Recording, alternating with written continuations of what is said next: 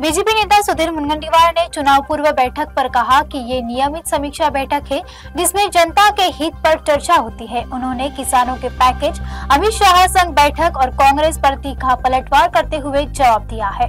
निवडणुकीच्या अगोदर बैठक आहे म्हणून तुम्हाला त्याच्यात काहीतरी नाविन्य वाटतंय, पण तुमच्या माहितीकरता सांगतो आठवड्यात आमच्या 3 बैठका होत्या। काही झूमवर होतात, काही प्रत्यक्ष होतात, काही कोर टीमच्या बैठका होतात आणि त्याच्यामध्ये फक्त निवडणूक हा विषय नसून पराभव झाला तर गाजायचं नाही, विजय झाला तर माजायचं नाही या सूत्रांनी लोकांची मन जिंकण्याच्या दृष्टीने आम्ही काय निर्णय करू शकतो, आम्ही जनतेची सेवा घेण्यासाठी काय योजना आखू शकतो यावर मॅक्झिमम चर्चा होत असते। निवडणूक हे त्याचं बाय प्रॉडक्ट आहे। एखाद्या निवडणुकीत अपयश आलं म्हणून आम्ही खचत नाही आणि यश आलं म्हणून माजत नाही। आम्हाला याची जाणीव आहे की जनता जो प्रसाद देईल तो प्रसाद स्वीकारायचा असतो।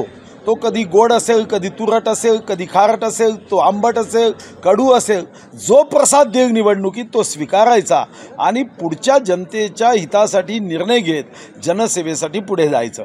आजही निवडणुकीच्या दृष्टीने चर्चा होईल, पण याशिवाय या बैठकीमध्ये जिल्हानिहाय आत्ता शेतकरी बांधव जे अडचणीत आहे, संकटात आहे, समस्येचा सामना करताय यावरही माहिती घेतली जाणार आहे।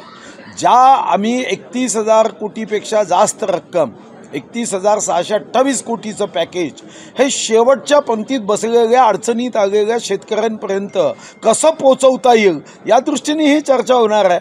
फक्त निवडणूक एक निवडणूक निवडणूक दोन्ही निवडणूक हे काँग्रेसचं सूत्र आहे। निवडणूक हे माध्यम आहे, हे आमच्यासाठी साधन आहे, हे साध्य नाही आहे। आम्ही कोणीही मंत्रिपदासाठी कधीही काम करत नाही। पक्ष जो सांगेल तो आदेश स्वीकारायचा आणि पुढे जायचं। मंत्रिपदासाठी आम्ही या अगोदरही काम केलं नाही। मंत्रिपदासाठी काम करायचं असतं तर 15 वर्ष आम्ही सत्तेच्या बाहेर होतो। अनेकदा आम्हाला राष्ट्रवादी आणि काँग्रेसच्या नेत्यांकडून आमच्यामध्ये या असं निमंत्रण यायचं, पण आम्ही आमचा विचारासाठी काम करतो, मंत्रिपदासाठी काम करत नाही। आमच्यासाठी प्रत्येक पद हे सेवेचं माध्यम आहे आणि आजही मी आमदार आहे। विधानसभेत जनतेचे विषय घेऊन जनतेचे विषय सोडवण्यासाठी ताकद गावतोच आहे। हां, कधी उत्तर द्यायची जबाबदारी असते, कधी उत्तर घ्यायची दायित्व असतं। तर मी सध्या उत्तर घेणार आहे। जेव्हा उत्तर देणारा होईल तेव्हा चांगले उत्तर देईल, जेव्हा उत्तर घेणारा असेल तेव्हा चांगले उत्तर घेईल।